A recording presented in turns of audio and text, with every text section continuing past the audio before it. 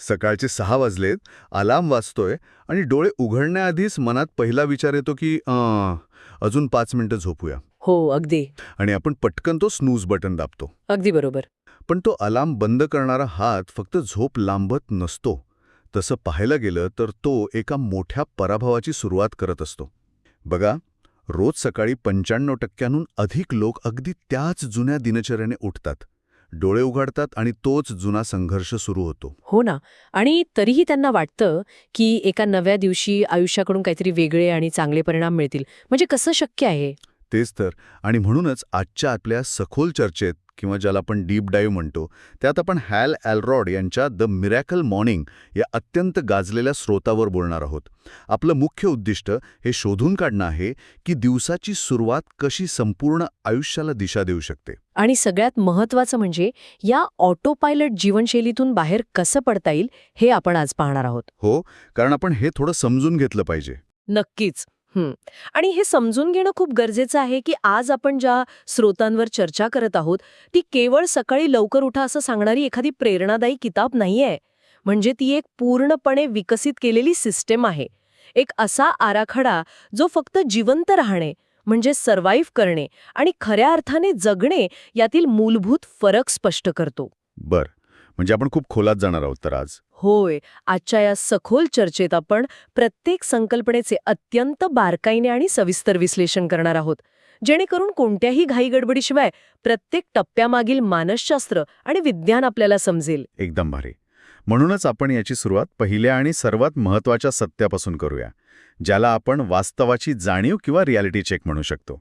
स्रोतामध्ये एक शब्द वारंवार येतो, तो म्हणजे मेडिओक्रिटी किंवा सामान्य जीवन. हो, हा शब्द खूपदा आलाय. आपण पाहतो की लहानपणी प्रत्येकाची स्वप्न खूप मोठी असतात. अंतराळवीर बनायचे असते, जग जिंकायचे असते, पण मोठे होता होता कृती मात्र अतिशय सामान्य पातळीवर राहायला लागतात आणि तीच तडजोड शेवटी वास्तव बनून जाते. मला पडलेला प्रश्न असा आहे की हे असं का होतं? यामागे ना एक अतिशय सूक्ष्म मानसिक प्रक्रिया काम करत असते.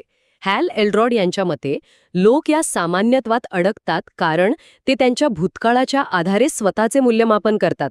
यासाठी स्रोतामध्ये एक अतिशय सुंदर संकल्पना मांडली आहे, ज्याला त्यांनी रिअर व्ह्यू मिरर सिंड्रोम असं म्हटलं आहे. एक सेकंड थांबा. रिअर व्ह्यू मिरर म्हणजे गाडी चालवताना आपण जो मागचा आरसा बघतो तो? अगदी तोच. आता आपण याची एक कल्पना करूया. समजा एखादी व्यक्ती महामार्गावर अत्यंत वेगाने कार चालवत आहे. पण तिचं लक्ष समोरच्या रस्त्यावर किंवा विंडशील्डवर अजिबात नाहीये. ती व्यक्ती सतत फक्त त्या रिअर व्ह्यू मिररकडे म्हणजे मागचे दृश्य दाखवणाऱ्या आरशाकडे बघत आहे. बापरे, जर कुणी असं गाडी चालवत असेल तर त्याचा अपघात अटळ आहे. अगदी बरोबर. आणि आयुष्याच्या बाबतीत बहुतांश लोकांसोबत नेमकं हेच घडतं. कसं आहे, काल जे अपयश आले, मागच्या वर्षी ज्या चुका झाल्या, त्या सतत त्या रिअरव्ह्यू मिररमध्ये बघून लोक ठरवतात की भविष्यातही तसंच घडणार आहे. म्हणजे मी आधी अयशस्वी झालो होतो म्हणजे आताही होणार असा विचार.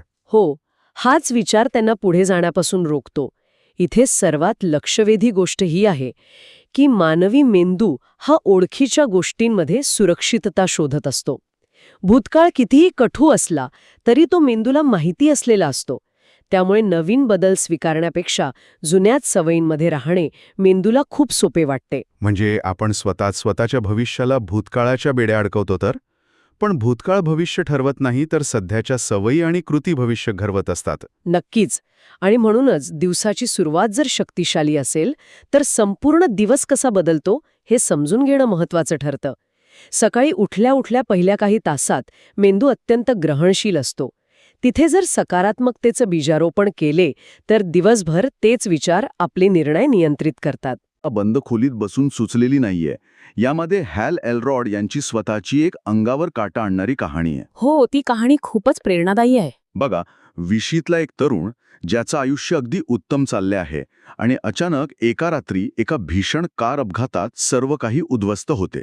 तो काही मिनिटांसाठी क्लिनिकली डेड घोषित केला जातो. बापरे. हो, शरीराची अक्षरशः चाळण झालेली असते आणि डॉक्टर सांगतात की तो आता पुन्हा कधीही स्वतःच्या पायावर चालू शकणार नाही. तो शारीरिक आणि मानसिक वेदनेचा सर्वोच्च बिंदू होता. अशा स्थितीत कोणीही हार मानली असती. तो नैराश्यात गेला होता. पण तिथेच एक खूप मोठा निर्णय घेतला गेला. कोणता निर्णय?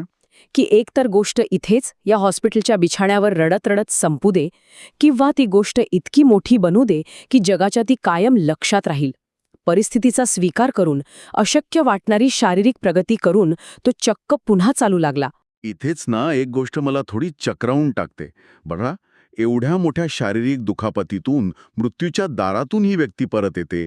पण काही वर्षांनी जेव्हा आर्थिक मंदी किंवा इकॉनॉमिक क्रॅश येतो, तेव्हा व्यवसाय बुडतो आणि शून्यावर आल्यावर स्रोतानुसार ही व्यक्ती आधीपेक्षाही जास्त नैराश्यात आणि डिप्रेशनमध्ये जाते. हो, हे स्रोतात स्पष्टपणे सांगितलंय. मला हेच समजत नाहीये की मृत्यूला हरवून आलेला माणूस केवळ पैशाच्या नुकसानीने मानसिकदृष्ट्या इतका कसा काय खचू शकतो. हा खूप मोठा विरोधाभास वाटतो. जर आपण याचा व्यापक दृष्टिकोनातून विचार केला तर ह्यात एक अतिशय महत्वाचे मानवी मानसशास्त्र दडलेले आहे. मी सांगते कसं. जेव्हा शारीरिक अपघात झाला तेव्हा ती गोष्ट पूर्णपणे नियंत्रणाबाहेर होती. तिथे शरीर बरे करणे हे एक स्पष्ट उद्दिष्ट समोर होते. बरोबर, त्यात त्याचा काही दोष नव्हता. हो ना.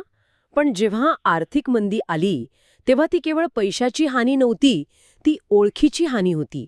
लॉस ऑफ आयडेंटिटी, स्वतःच्या क्षमतेवरचा तो खूप मोठा घाव होता. पण संकटे आयुष्य संपवण्यासाठी येत नाहीत, तर ती माणसाला अधिक मजबूत बनवण्यासाठी येतात. आणि नवीन मार्ग शोधायला भाग पाडतात. अगदी तेच. याच गडद मानसिक संकटातून मार्ग काढण्यासाठी स्वतःच्या सवयी बदलाव्या लागतील असा विचार पुढे आला. आणि याच दुसऱ्या संकटातून द मिरॅकल मॉर्निंग या संकल्पनेचा जन्म झाला. म्हणजे परिस्थिती बदलण्यासाठी आधी स्वतःला आतून बदलणे गरजेचे होते. तर आतापर्यंतच्या चर्चेवरून हे स्पष्ट झाले की सकाळ बदलणे गरजेचे आहे. पण नक्की काय करायचं? आणि म्हणूनच आता आपण या चर्चेच्या सर्वात महत्त्वपूर्ण आणि सविस्तर भागात प्रवेश करत आहोत. हो, आता आपण मुख्य मुद्द्यावर येतोय. श्रोतामध्ये याला सेवर्स किंवा SAVERS असं नाव दिलं आहे. या 30 ते 60 मिनिटांच्या 6 सवयी आहेत, ज्यांचे आपण आता अतिशय सखोल विश्लेषण करणार आहोत. सुरुवात करूया पहिल्या अक्षरापासून. S म्हणजे सायलेन्स किंवा शांती. पण गजर वाजव्यावर उठून पुन्हा शांत बसायचे, मग तर नक्कीच पुन्हा झोप लागेल. हाच तर सगळ्यात मोठा गैरसमज आहे. आधुनिक जगात शांतता ही सर्वात दुर्मिळ गोष्ट झाली आहे. डोळे उघडल्या उघडल्या आपण फोन हातात घेतो आणि जगाचा सगळा कोलाहल मेंदूत प्रवेश करतो. सायलेन्स किंवा शांतीचा अर्थ फक्त न बोलणे असा नाही, तर तो मेंदूला एकाग्र करण्याचा, ध्यान किंवा दीर्घ श्वासोच्छ्वास करण्याचा वेळ आहे. यासाठी मला एक रूपक खूप समर्पक वाटते. समजा एका ग्लासमध्ये गढूळ पाणी आहे. जर तो ग्लास सतत हलवत राहिला तर ते पाणी कायम गढूळच राहील.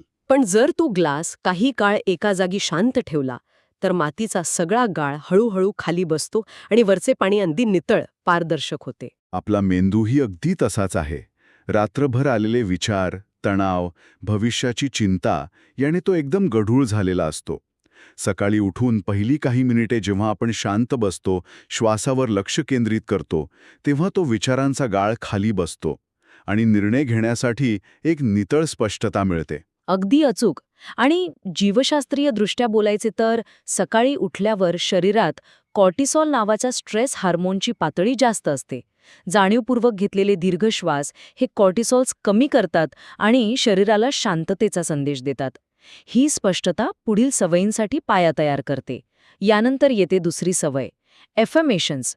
सकारात्मक बाबी किंवा स्वतःशी केलेला संवाद. म्हणजे नुसते आरशासमोर उभे राहून मी खूप भारी आहे, मी यशस्वी होणार आहे, असे स्वतःशी खोटे बोलायचे का? कारण बऱ्याचदा हे ऐकायला खूपच वरवरचे वाटते. मला तरी तसं वाटतं. नाही, हे खोटे बोलणे नाहीये. मानसशास्त्र सांगते की आपण दिवसभर स्वतःशी जो संवाद साधत असतो तो आपल्या वास्तवाला आकार देतो. बऱ्याचदा हा संवाद नकारात्मक असतो. म्हणजे मला हे जमणार नाही किंवा आजचा दिवस खूप कठीण जाणार आहे असं आपण म्हणतो. हो, आपण स्वतःला खाली खेचत असतो. बरोबर. अफर्मेशन्स म्हणजे हा नकारात्मक संवाद जाणीवपूर्वक बदलणे. पण या शब्दांमागे एक तीव्र भावना आणि विश्वास असायला हवा.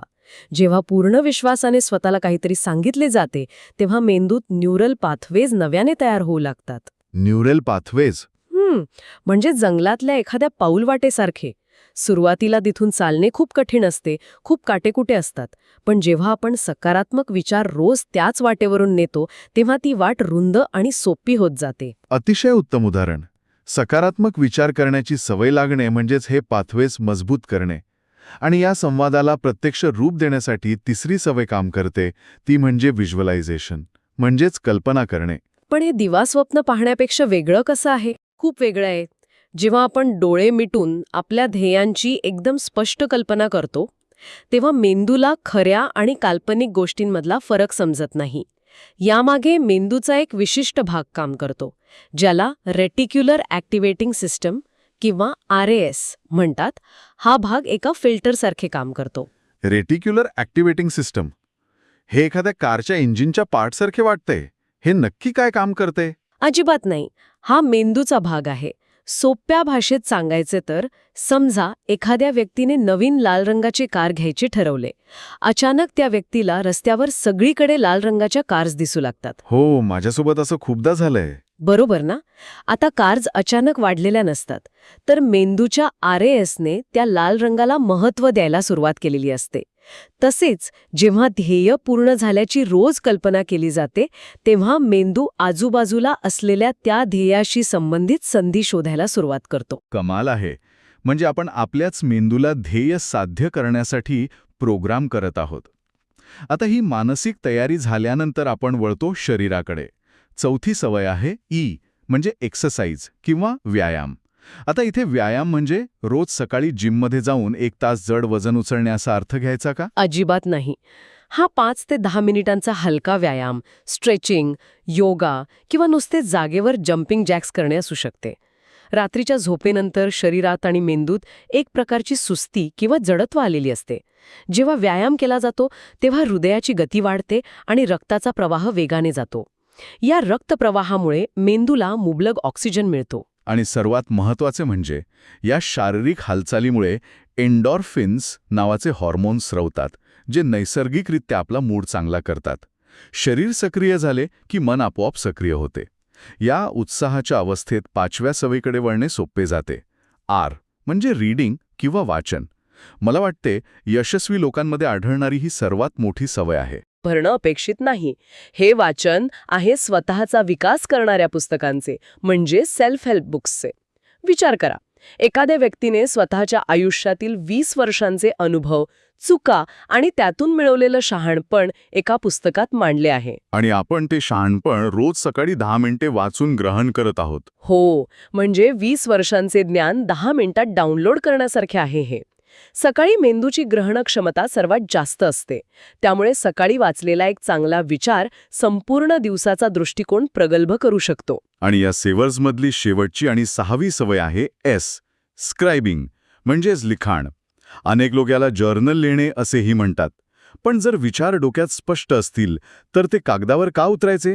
मला हा प्रश्न नेहमी पडतो. कारण डोक्यात जेव्हा विचार असतात तेव्हा ते अमूर्त आणि गोंधळलेले असू शकतात. लिखाण केल्यामुळे विचारांना एक भौतिक स्वरूप मिळते. जेव्हा आपण लिहितो तेव्हा मेंदूला त्या विचारांना तर्कशुद्ध क्रमानं मांडावे लागते. हे अगदी कपाटात कपड्यांचा ढिगारा करून ठेवण्याऐवजी ते व्यवस्थित घड्या करून ठेवण्यासारखे आहे. हे खूप छान सांगितलं तुम्ही. आणि कृतज्ञता व्यक्त करणे, आजच्या दिवसाचे ध्येय लिहिणे, यामुळे डोक्यातील ओझे कमी होते आणि एका अभूतपूर्व स्पष्टतेचा अनुभव येतो. तर आता हे स्पष्ट झालं की शांती, सकारात्मक संवाद, कल्पना, व्यायाम, वाचन आणि लिखाण या 6 सवयी एकत्र येऊन एक शक्तिशाली प्रभाव निर्माण करतात. पण इथे एक अतिशय व्यावहारिक प्रश्न निर्माण होतो. कोणता प्रश्न? आजच्या या वेगवान जगात जिथे कामाला जाण्याची घाई असते, मुलांचे डबे करायचे असतात, तिथे जर एखाद्याकडे रोज सकाळी 30 ते 60 मिनिटे नसतील तर काय? मग ही सुरुवातच करायची नाही का? 1 मिनिट देता येऊ शकते. खरंच? म्हणजे हे कसं काम करेल? पहिल्या मिनिटाला नक्की काय करायचंय? पहिल्या मिनिटाला शांत बसायचे आणि श्वासावर लक्ष केंद्रित करायचे.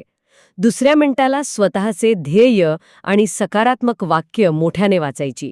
तिसऱ्या मिनिटाला ते ध्येय पूर्ण झालेले डोळ्यासमोर व्हिज्युअलाइज करायचे. आणि चौथ्या मिनिटाला? चौथ्या मिनिटाला जागेवरच 1 मिनिट स्ट्रेचिंग किंवा हलका व्यायाम करायचा. 5व्या मिनिटाला एखाद्या चांगल्या पुस्तकाचे 1 पान वाचायचे आणि शेवटच्या 6व्या मिनिटाला ज्या गोष्टींबद्दल कृतज्ञता वाटते ती 1 ओळ वहीत लिहायची. बापरे, म्हणजे वेळ नाही हे कारण आता पूर्णपणे संपुष्टात आलं. 6 मिनिटे तर कोणीही काढू शकतं आणि हे 6 मिनिटे सुद्धा मानसिकतेत एक सकारात्मक बदल घडून आणण्यासाठी पुरेसे ठरतील, कारण इथे वेळेपेक्षा सातत्य अधिक महत्वाचे आहे, हो ना? नक्कीच. कन्सिस्टन्सी खूप महत्वाची आहे आणि याच सातत्यावर आधारित आहे पुढचा महत्वाचा टप्पा, 30 दिवसांचे ट्रान्सफॉर्मेशन चॅलेंज. कोणतीही नवीन सवय अंगवळणी पडण्यासाठी लागणाऱ्या वेळेचे या 3 टप्प्यांत सखोल विश्लेषण केले आहे. पहिले 10 दिवस हे असह्य असतात, म्हणजे अनबेरेबल असतात, असे स्रोतात म्हटले आहे. यावेळी मेंदू आणि शरीर या नवीन बदलाला प्रचंड विरोध करतात. हे मला अंतराळ यानाच्या उड्डाणासारखे वाटते. म्हणजे कसं? एक अंतराळ यान जेव्हा पृथ्वीवरून उड्डाण करते तेव्हा त्याला पृथ्वीचे गुरुत्वाकर्षण भेदून बाहेर पडण्यासाठी सुरुवातीच्या काही सेकंदातच सर्वात जास्त इंधन आणि ऊर्जा लागते. एकदा का ते कक्षेत पोहोचले की मग कमी ऊर्जेतही प्रवास सहज होतो. नवीन सवय लावतानाही अगदी तसंच होतं. जुन्या सवयींचं गुरुत्वाकर्षण मागे खेचत असते आणि सुरुवातीलाच सर्वाधिक मानसिक ऊर्जा खर्च करावी लागते. वा, हे रूपक या प्रक्रियेला अगदी अचूक लागू होते. पहिले 10 दिवस निव्वळ इच्छाशक्तीच्या जोरावर काढावे लागतात.